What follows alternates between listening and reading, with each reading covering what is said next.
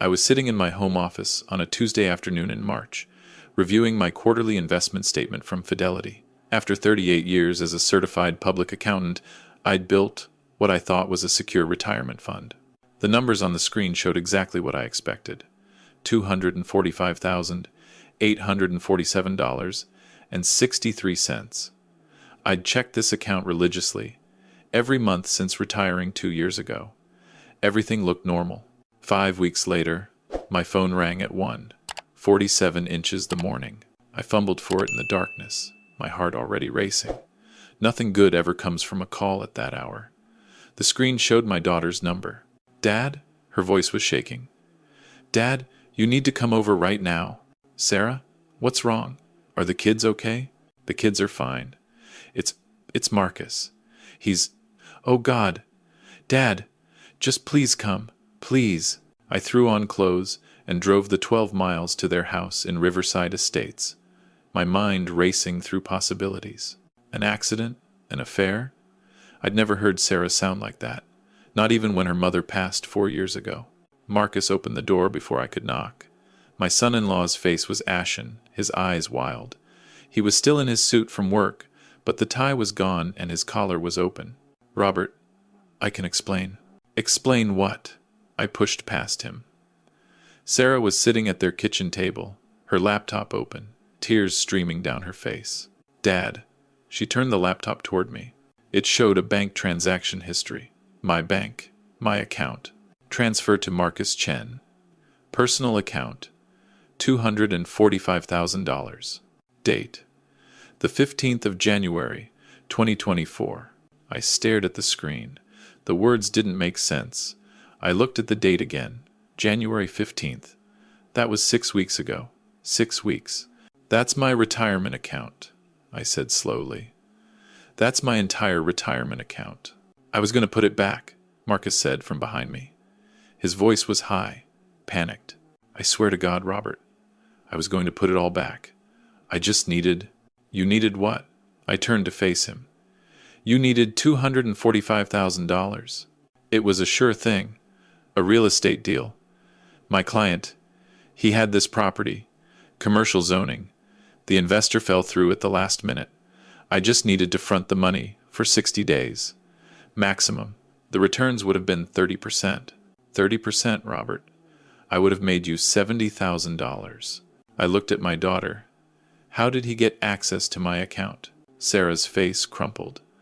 "Last Thanksgiving. You were helping Mom's sister with her estate taxes, remember? You asked me to check if your quarterly distribution had gone through. You gave me your login information, and you gave it to him." "No, I logged in on our home computer. The password must have saved. I didn't know he..." "Where's the money, Marcus?" My son-in-law's silence told me everything. "Marcus," Sarah stood up, "where is my father's money?" "The deal fell through. The property. There were environmental issues. The EPA got involved. Everything collapsed.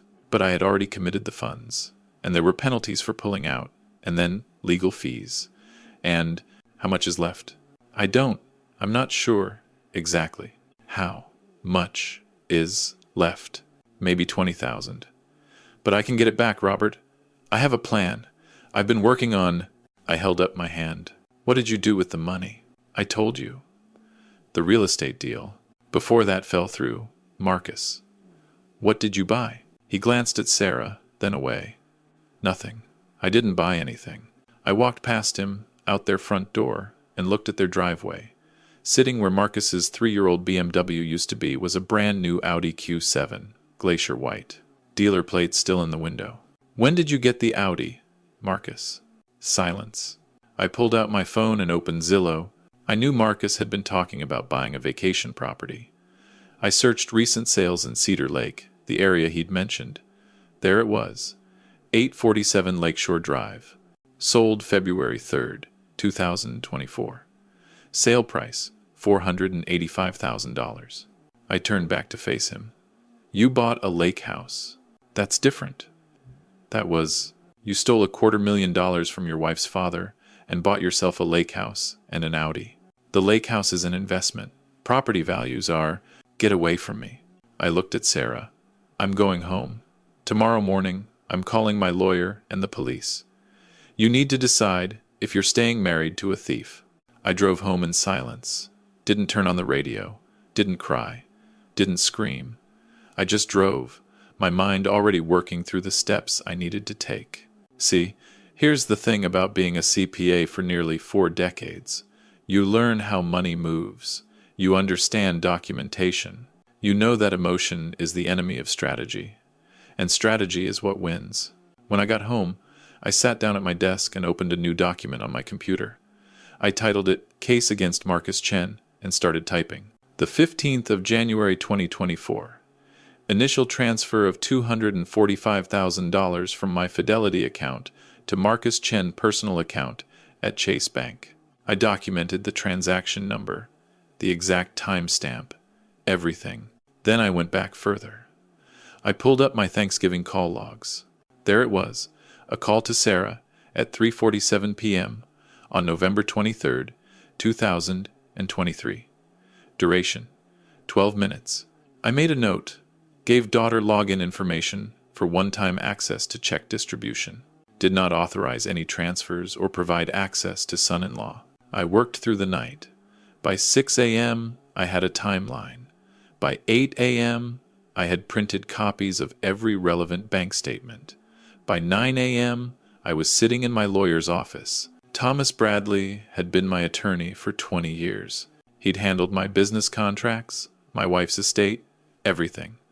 He listened to my story without interrupting, his expression unchanging. "Do you want to press criminal charges?" he asked when I finished. "What are my options?" "Criminal charges mean calling the police. They investigate, potentially arrest Marcus. It goes to trial. You might see him in prison. But criminal restitution is tricky.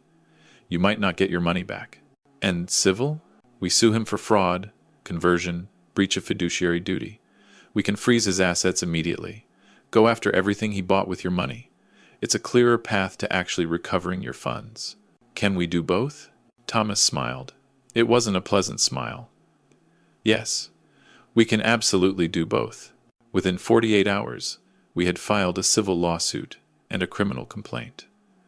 The police detective assigned to my case was a woman named Jennifer Martinez. She was maybe 40, sharp-eyed, with a folder already full of notes when I met her. "Mr. Whitmore, I've seen a lot of financial elder abuse cases. They're some of the hardest to prove, especially when family is involved. But you've done something most victims don't do." "What's that?" "You documented everything. Most people are so emotionally devastated they can't think straight. You were thinking straight before you even left your son-in-law's house." "I'm a CPA. Documentation is what I do." "Well, it's going to save this case." She flipped through the papers I'd provided. "I'm going to need you to walk me through every interaction you had with Marcus regarding money. Every conversation, every text message, every email. Can you do that?" I could. I did.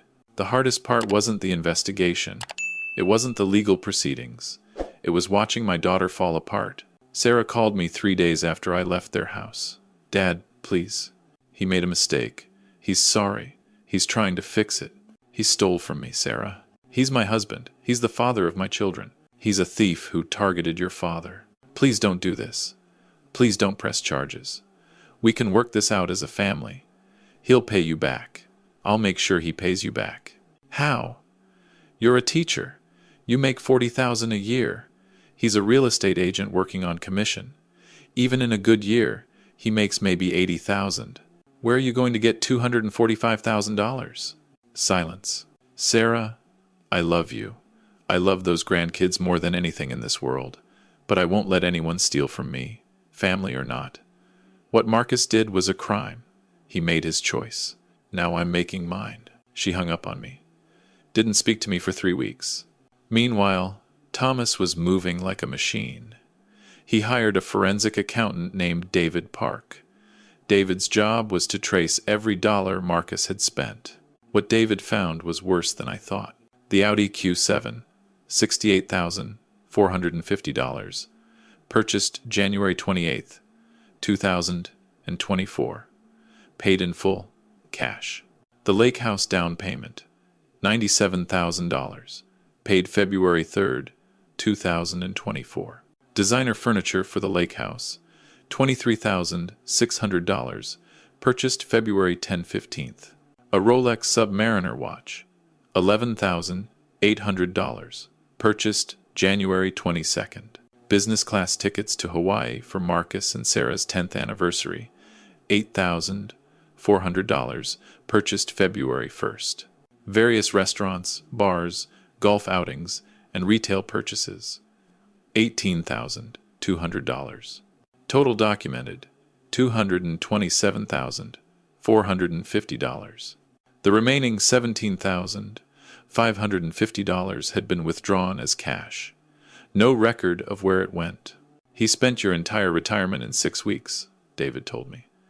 This wasn't an investment gone wrong. This was a spending spree. The real estate deal Marcus claimed had fallen through. David called the property owner Marcus had mentioned. The man had never heard of Marcus Chen. There was no deal. There never had been. Thomas filed for an emergency injunction to freeze Marcus's assets. The judge granted it within 24 hours. Suddenly, Marcus couldn't sell the lake house, couldn't sell the Audi, couldn't access his bank accounts beyond basic living expenses. That's when Marcus called me. It was 11 p.m. on a Wednesday. Robert, please. You're destroying my life. I'm destroying your life? That's fascinating. I made a mistake. I know I made a mistake.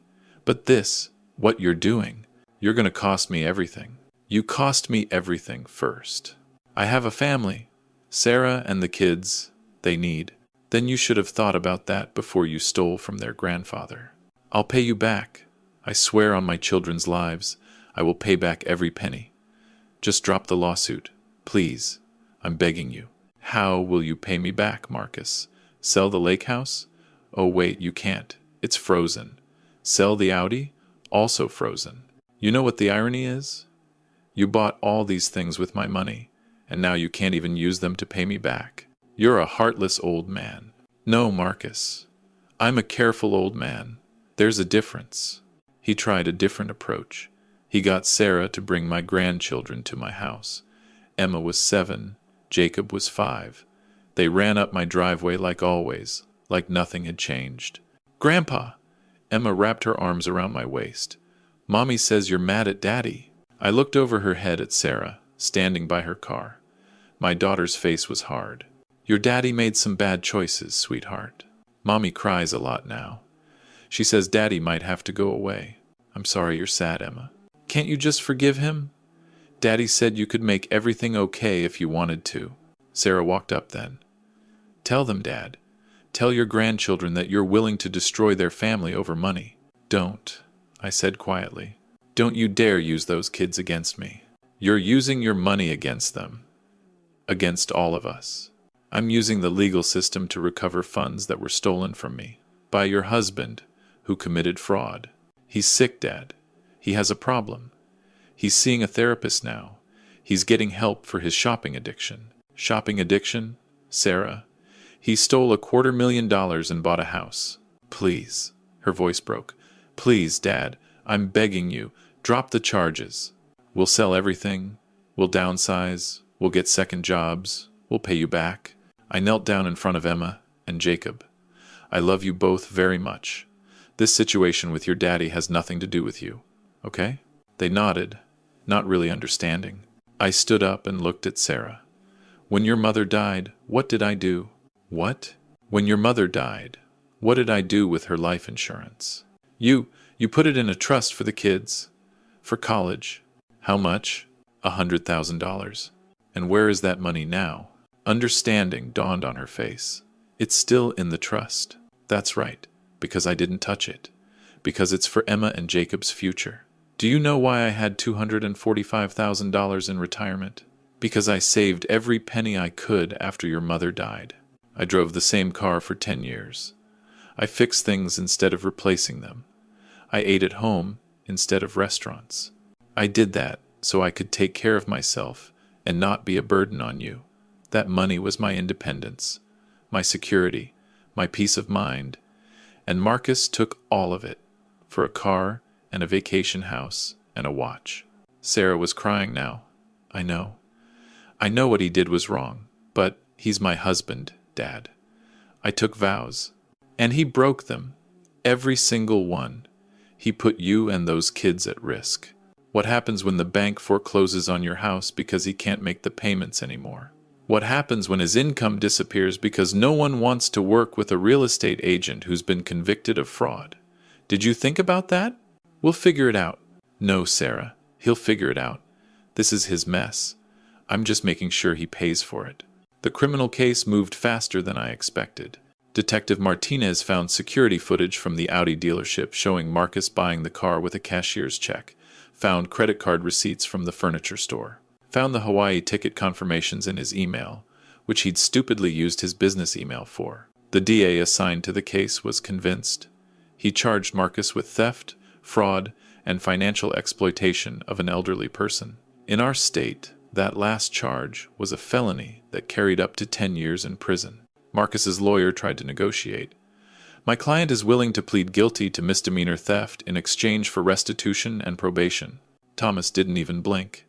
Your client committed a $250,000 felony against a 64-year-old retired man. We're not interested in negotiation. He has no criminal record. He has a family. The court will consider that he had a position of trust, that he exploited that trust, and that he showed no remorse until he got caught. We'll see you at trial. But it never got to trial. 2 months into the legal process, Marcus broke. His lawyer called Thomas and said his client wanted to accept a plea deal. Any plea deal. He couldn't take it anymore. The DA offered him a deal. Plead guilty to felony fraud, agree to full restitution, accept 3 years of supervised probation, and perform 500 hours of community service. In exchange, he'd avoid prison time. Marcus took it. The civil case was easier. With Marcus's guilty plea on the criminal charges, there was no question of liability. The only question was how I'd get paid. That's where it got interesting. The lake house was worth $485,000. Marcus had put down $97,000, which meant he owed about $388,000 on the mortgage. The Audi was worth maybe $62,000. The watch, the furniture, all of it added up to about $95,000 in resale value. Even if we liquidated everything, I'd only get back about $254,000, which was more than he stole. But Marcus was now claiming that he'd used some of my money to pay off credit card debt and other expenses. The forensic accountant couldn't track all the cash withdrawals. Thomas proposed a solution. We force the sale of all Marcus's assets through the court. Everything goes to auction. Marcus gets nothing until I'm paid back in full, plus my legal expenses, plus interest. The judge agreed. The auction was scheduled for August 15th, 2024, 6 months after Marcus had first stolen my money. I didn't plan to go. I didn't want to see Marcus lose everything, even though he deserved it. But Thomas called me the morning of the auction. Robert, you should be here. Why? Just trust me. You should be here. I drove to the county courthouse. The auction was being held in a large conference room. There were maybe 30 people there, mostly real estate investors and resellers looking for deals. Marcus was there too. He looked terrible. He'd lost weight. His suit hung on him like it was 2 sizes too big. Sarah wasn't with him. The auctioneer started with the smaller items. The Rolex went for $8,200. The furniture sold in lots for a total of $18,500. Various other personal items brought in another $4,100. Then came the Audi. 2024 Audi Q7, Glacier White, 1,500 miles, excellent condition. Starting bid is $45,000. Bidding was slow. These auctions typically attracted lowball bidders looking to flip vehicles. The price crept up. $46,000, $48,000, $50,000. At $52,000, the bidding stopped. The auctioneer looked around the room. Going once, going twice. $55,000, I said. Everyone turned to look at me, including Marcus. The other bidder shook his head and waved off. The auctioneer brought down his gavel. Sold for $55,000 to bidder number. Sir, are you registered? Thomas handed me a paddle. He'd registered me as a bidder that morning. Then came the lake house. The auctioneer described the property. 3 bedrooms, 2 baths, 1,800 square feet, lakefront access, attached garage. Recent comps in the area suggested it was worth $485,000. Starting bid is $350,000. $350, someone called out. $360, another voice said. The bidding climbed quickly. $380,000. $400,000. $420,000. At $440,000, there were only 2 bidders left. Me and a developer who'd been aggressive all morning. $445, the developer said. $450, I countered. Marcus was staring at me now. I could see the realization dawning on his face. $455, the developer said. $460, the developer paused. He pulled out his phone, presumably running calculations. Then he shook his head. The auctioneer looked around, going once at $460,000, going twice. The gavel came down. I'd just bought Marcus's lake house. After the auction, Thomas walked me through the paperwork. The total from the auction came to $547,800. After paying off Marcus's mortgage and car loan, there was $279,300 remaining. My legal fees, including Thomas's services, the forensic accountant, court costs, and other expenses, came to $47,200. That left $232,100. I was still short $12,900 from my original $245,000. But when you factored in the interest and penalties Marcus was ordered to pay, I'd actually come out slightly ahead. Plus, I now owned an Audi and a lake house. Marcus approached me as I was leaving the courthouse. "You knew," he said. "You knew you were going to do this all along." "No, Marcus. I knew I was going to get my money back. This is just how it worked out. You took everything from me." "You took everything from me first. I'm just recovering what was mine." "Sarah left me. Did you know that? She filed for divorce last week. Said she couldn't trust me anymore. Said she couldn't be married to someone who'd steal from her own father." "I'm sorry to hear that." "No, you're not. You wanted this. You wanted to destroy my life." "I wanted justice, Marcus. There's a difference." He laughed. It was a bitter, broken sound. "Justice. You're living in my lake house, driving my car, and I'm bankrupt. You call that justice? You committed a crime. You were convicted. You lost your assets." "Yes, Marcus. That's exactly what I call justice." "I'll never forgive you for this." "You don't need to forgive me. I didn't do anything to you. You did this to yourself." I drove away in my new Audi. It was a nice car. Not something I would have chosen to buy. But it was paid for, and it was mine. The lake house needed some work. Marcus had bought expensive furniture, but hadn't maintained the property. There were repairs needed on the dock.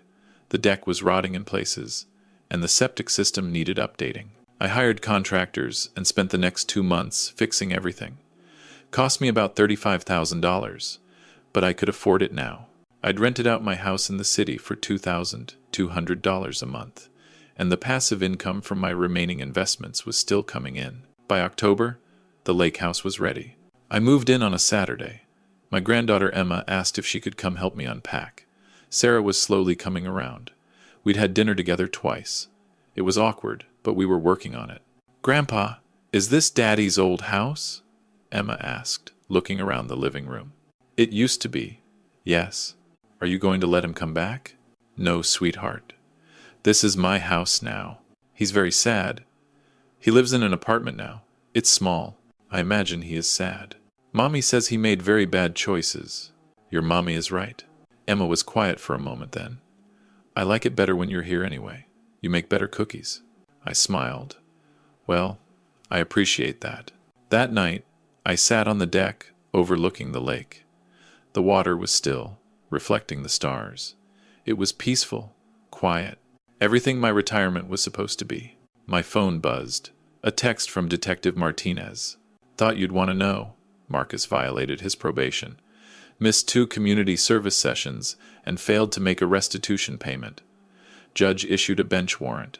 He's looking at 6 months in county jail. I read it twice. Then I set my phone down and looked back at the lake. Some people never learned. 3 weeks later, Sarah came to visit with the kids. We had lunch on the deck. She'd brought homemade sandwiches and potato salad. "The divorce is final next month," she said, while the kids were playing by the water. "How are you doing?" "Better. I got approved for a mortgage modification. I can keep the house if I can make the payments. I'm picking up summer school classes, so that'll help. If you need anything." "I know, Dad. Thank you." We watched Emma and Jacob throwing rocks into the lake, trying to skip them. "I was angry at you for a long time," Sarah said. "I thought you were being cruel, vindictive.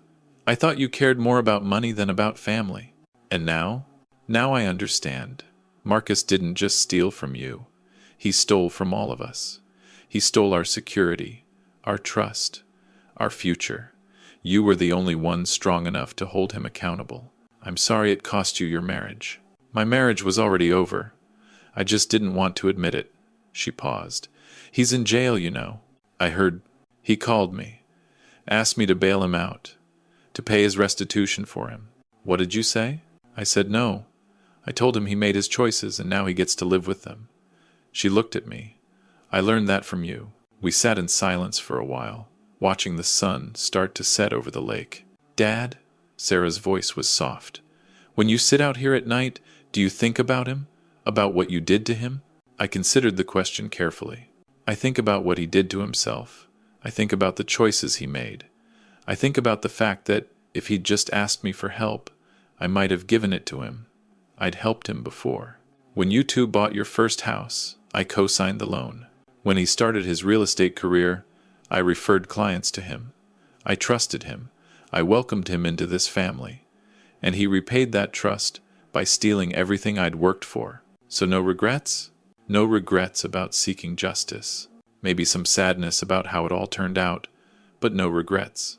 That night, after Sarah and the kids left, I sat in the living room with a glass of whiskey. On the mantel was a photo of my wife, Margaret. She was smiling in it, her eyes bright. "I think you'd approve," I said to the photo. "You always said I was too soft, too willing to let things slide. Well, not this time." The house creaked around me, settling into the cooling night. Through the window, I could see the lake, dark and peaceful. I'd spent 38 years building a career, building a life, building a future. Marcus had tried to take that away in a single transaction. But here I was, living in the house he'd bought with my money, driving the car he'd bought with my money, watching my retirement account slowly rebuild with the restitution payments the court had ordered. Some people might call it revenge. They'd be wrong. Revenge is emotional. Revenge is striking back in anger. This was something different. This was engineering, applying pressure to the right points until the structure collapsed, not out of anger, but out of necessity, not for satisfaction, but for justice. Did it feel good? Yes. But that wasn't the point. The point was that when someone takes from you, you have a choice. You can accept it, let them win, let them destroy what you've built, or you can fight back, methodically, legally, strategically. I chose to fight back, and I won. I finished my whiskey and walked out onto the deck one more time. The stars were brilliant tonight, scattered across the sky like diamonds.